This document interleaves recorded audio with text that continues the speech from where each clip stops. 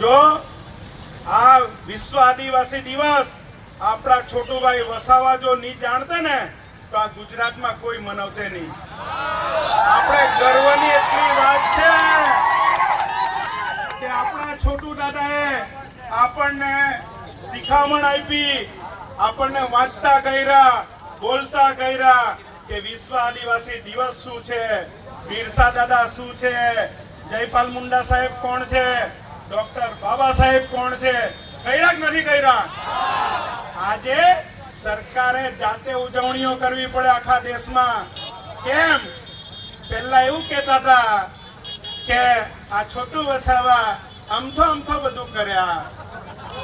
ત્યારે તમારે તમને હું સપના આવ્યા હવે કરવાના? હે, હમણાં કરે કે નહીં બધા? એટલે જે કોઈ સાંભળતું હોય એને સંભળાવી દેજો. કોઈએ કઈ ડરવાની જરૂર નથી. તમારી સાથે આખો સમાજ પડેલો છે. આપણા આગેવાનોને દબાવવામાં આવે છે. દબાવે છે કે નહીં? આપણા ગુજરાત અને દેશના જો જે લોકો આદિવાસીઓ લોકો માટે લડે છે, પકડીને જેલોમાં પૂરી દેવામાં આવે છે. છત્તીસગઢ હોય, ઝારખંડ હોય, આજે શું થયું? આજે સરકાર આદિવાસીઓની વાત કરે છે તો મણિપુરમાં આટલી બધી ઘટના બની આદિવાસીઓ સાથે. મા બેટીની ઉજ્જત લીટી લેવામાં આવી.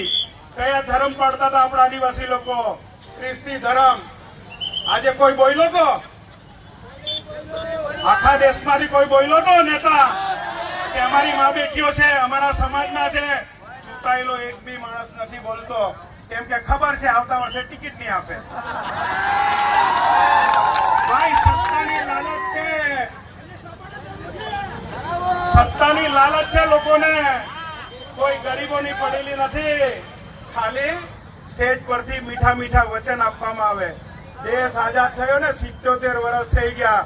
77 વર્ષમાં કેટલા નેતાઓ આવીને જતા રહ્યા નથી? બધા વાયદા કરીને સરકારો બી બદલાઈ ગઈ. કોંગ્રેસ બી જતી રહે ને ભાજપ બી જતી રહે ને બીજા બી આવી છે. તો આપણા સંબંધની પરિસ્થિતિ જે છે ને એ જ રહેશે. એટલા માટે કહેવા માંગીએ હજુ બી સુધરી જવાની જરૂર છે. આ તો એક મતની આપણને અધિકાર છે, એટલા માટે મત લેવા હારું આ લોકો મીઠી વાતો કરે. જે દિવસે તમારી કને મતનો અધિકાર નહીં હોય ને તો કૂતરા કરતા બી ખરાબ જિંદગી કરશે આ લોકો. છે ને? ધ્યાન રાખવાની જરૂર છે. આ આપણા માટે નથી. જે કોઈ ગરીબ હોય, નોકરિયાત હોય, કોઈ પણ માણસ હોય એ દરેક માટે આ શીખ કરવાની જરૂર છે. આજે બિહારમાં જો 61 લાખ લોકોના ચૂંટણીમાંથી નામ કાઢી નાખવામાં આવ્યા. કાઢી નાખ્યા ને? કેમ કાઢી નાખ્યા? એમને સત્તા જોવે. તમે મતદાન નાખવા જાય તો એ લોકોના માણસમાં આપીને જીતાડ દે. એટલે આપણી તો બી આવવાનું છે, એની બી કાળજી રાખજો. એક ગામમાંથી 20-25 કાઢ નાખે, ખબર બી નહીં પડવા દે. મરેલો માણસ હોય એનો વોટ નીકળે ને જીવતો એરો છે એટલે તમે મતદાન નહીં નાખી શકો. છે ને? આ બધા અધિકાર જાણવા પડે. આપણે ફક્ત નાચવું કૂદવું એટલું નથી થવાનું. આપણે આપણા અધિકારો બી શીખવા પડશે. આજે જે નોકરીમાં છે ભાઈઓ એ બી શીખવું પડશે. એમને બી એટલી જ તકલીફ છે જેટલી તમને છે. છે ને મિત્રો? આજે જે કોઈ કને મારો અવાજ જતો હોય હું બધાને કહેવા માંગુ.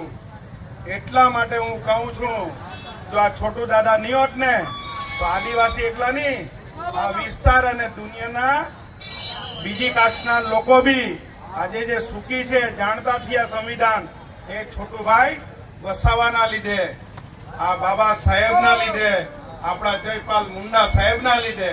છે ને? બાકી આપણે કશું જાણતા નહીં. તમને હજુ બી કહેવા માંગુ છું, આવનારા સમયમાં ઇલેક્શનો આવ્યા કરશે, જ્યાં કરશે, જે કઈ આપણા અધિકારો છે એ જાણો અને ગામડે પહોંચાડો, ઘરે. એ જ જાતની આપણે બધાએ પ્રતિજ્ઞા લેવાની છે. લેવાની છે ને? ખાલી વાતો નથી કરવાની. આ અમારી સ્વર પેટી કઈ મફત નથી કે ભાષણ કર્યું ભૂલી જવાય. આ યાદ રાખજો આ વસ્તુઓ. જે દિવસે તમારી જોડે થાય એ દિવસે અમને યાદ કરતો કે આ લોકો સાચી વાત કરતા હતા. બરાબર છે ને? તો આ જાતની વ્યવસ્થા છે. આપણે બધાએ હળી મળીને સાથે રહી અને આપણા સમાજ અને જે કોઈ ગરીબ સમાજ હોય એને બચાવવાના છે. જે રીતના આપણા અધિકાર દિવસો આવનારા સમયમાં પણ આવશે એને પણ આપણે ઉત્સાહથી મનાવવાની જરૂર છે. બધાએ એક સાથે મારી સાથે બોલજો, જય છોટુ દાદા, જય છોટુ દાદા, જય બિરસા દાદા, જયપાલ મુંડા સાહેબ, જય બાબા સાહેબ, જય સંવિધાન, જય વિશ્વ આદિવાસી દિવસ, જય વિશ્વ આદિવાસી દિવસ.